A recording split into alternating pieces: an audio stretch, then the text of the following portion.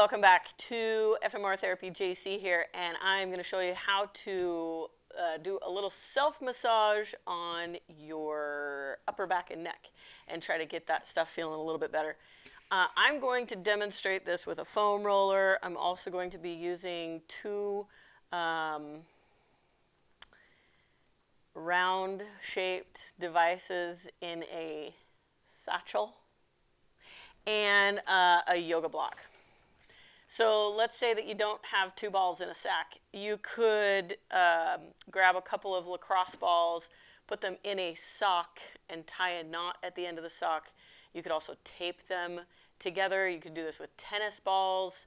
I would just suggest some balls that are just a little bit on the squishy side. This is all getting very weird.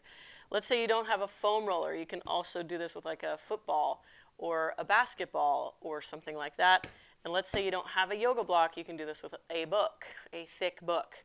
But these are the items that I'm going to use in order to get the best myofascial release in the quickest amount of time for most parts of the body, but for sure the upper back and neck. So we're going to start with the upper back, and we're going to use the foam roller. And I'm just going right across my mid-back. If you kind of think about where your shoulder blades are, your little angel wings back there, you're just kind of going straight across those little shoulder blades. You just put yourself on your roller. Now, instead of rolling back and forth, we might roll the roller to find a good spot, but then what we're going to do, keep that rib cage down. Think about doing an ab crunch here. We're going to grab the back of our head so that we can support our neck, right? Most likely the reason why we're doing this is because we're having some type of neck issues anyway, neck or shoulder. So we're going to support our neck with our hands here. And what I want you to do, because I don't want you to go up into neck extension, I want you to actually take your hands and literally be pulling your head into a neck flexion position, as long as it's not uncomfortable. So we're doing a gentle neck flexion. We're keeping our rib cage down, abs engaged, and then allowing our arms and our head to drop backward. Now, again, we're not going into neck extension, so I'm not dropping backward like that. I'm literally just kind of relaxing and letting my head go farther backward, but with my chin still tucked, so I'm looking at the ceiling and not looking at the wall behind me, right? Take a few deep breaths there. You're really just letting that foam roller kind of punch your thoracic spine into an extended position, which is sort of functionally opposite when you've got your neck in this flexion and your lumbar spine in this flexion. Really what your thoracic spine wants to do, where your roller is, it wants to flex, and what you're actually doing is pushing it into a little bit of extension. So you should feel a pretty good amount of pressure there. So let's do that for a solid 30 seconds, 40 seconds. Then we're going to get off of that foam roller. We're going to grab our two balls in a sack or two small spherical things in a satchel. And we're going to put those just above the bra line there. So I'm going horizontally and I'm placing them above the bra line. If you have an issue with placing those, that apparatus there because your arm does not want to rotate into that position, that's something you need to work on. Internal rotation of the shoulder. Look for that video. All right, so we're going to place that little satchel right in the middle of our back there. And then we're just going to try to not freak out as we lower our back onto it. So you guys, what I like to do at first is just put my head down and just breathe into this. Just accept what's happening. It's not generally comfortable, but I'm trying to tell my brain and my body not to freak out about it.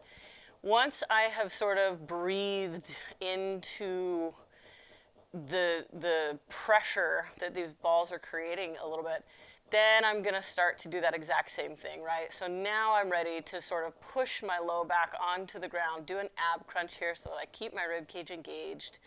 Then I'm going to reach up to try to get my head and flex my neck with my hands. Take a deep breath there. And then rest. Now I want to shift those two little balls up towards my neck a little bit. So I'm a little bit higher on my back there. I've still got one ball on either side of my spine. Same thing, just going to take a second to allow that pressure. And then I'm going to push my low back into the floor. I'm going to reach up. I'm going to grab my head, and I'm going to flex my neck, or rather create kind of a double chin with my head. Take a deep breath and move on. So again, I'm just going to kind of let those balls roll upward. I'm going to shift my body down so that they've gotten closer to the, part of my shoulders that I consider the traps here, or maybe the lower base of the neck. And at this point, I'm going to need to shift my hips up into the air to get a little bit more pressure onto those balls. Just going to breathe here. And then at some point, if I can, I'm going to reach up and I'm going to try to bring my head off the ground. Apologies for the mic getting weird there. Just breathe. And then back down. And I'm going to do that with my hips kind of elevated at this place for as long as I need to really bring that sensory down, right? If it was really uncomfortable when I started, then I need to spend a few reps there. Last but not least, we're going to come up to basically the base of the neck, right? So I've got that little satchel right at the base of the neck, and I'm going to have to bring my hips pretty high up into the sky here to get pressure on those. So I'm right at the base of that neck. I'm pushing my hips really far up into the sky. Again, apologize for the mic being too close to my chin. And since I'm on a wood floor, I need to hold on to my little satchel. For the most part, you probably won't need to hold on to your little satchel, but mine's sort of slipping away from me. And again, just trying to get some neck flexion and some deep breaths into the pressure. Now it's time to move up into the actual neck. So that's where my yoga block comes in handy. We're going to put the yoga block down. We're going to put the satchel right on the yoga block. And that's going to go right behind my neck. So in this position, I've got the answer no that I can do, just moving my head left to right. I've also got yes that I can do, moving my head up and down, and really just allowing the pressure to sort of dive into different parts of the neck. I can try to get some rotations here. I can just go a bunch of different directions, just letting that pressure into different parts of the backside of my neck.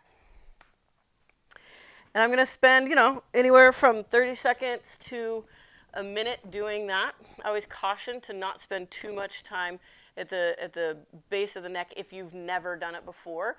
Just do little baby steps on that one, because that can kind of start to create a little bit of tension in that area.